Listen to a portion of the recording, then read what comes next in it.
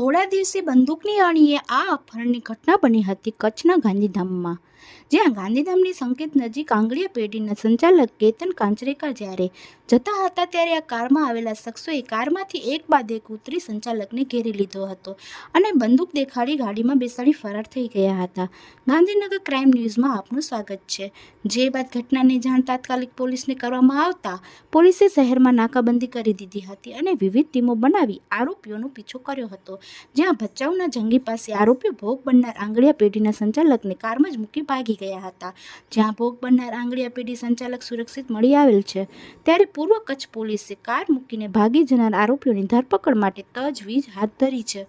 આજ રોજ બપોરે 2:15 આસપાસ ગાંધીધામ વિસ્તારમાં આવેલી સાંકેત નિધિ આંગળીયાના સંચાલક કેતનભાઈ કાંકરેજાનું અજાણ્યા ઇસમો દ્વારા અપહરણ કરવામાં આવેલું અને આ ઘટનાની જાણ પોલીસને થતાં તાત્કાલિક પોલીસની ટીમો બી એની પાછળ લાગી ગઈ અને સમગ્ર જિલ્લામાં પોલીસ દ્વારા કોમ્બિંગ અને નાકાબંધીનું કરવામાં આવ્યું અને જે દરમિયાન પોલીસની સતત આરોપીની પાછળ હોવાના નાતે આરોપીઓ જંગી સાઈડ ભાગી ગયેલા હતા અને ત્યાં ભોગ બનનારને ઉતારીને આરોપીઓ ત્યાંથી ફરાર થઈ ગયેલા છે અને ભોગ બનનાર અને જે ગાડી સ્વિફ્ટ ગાડીમાં કેતનભાઈનું અપહરણ કરવામાં આવ્યું તે ગાડી અને ભોગ બનનાર પોલીસને મળી ગયેલ છે અને પોલીસ દ્વારા આરોપીઓની તેમજ આ સમગ્ર બનાવ કયા કારણસર બનેલ છે તેની તપાસ તજવીજ ચાલુમાં છે.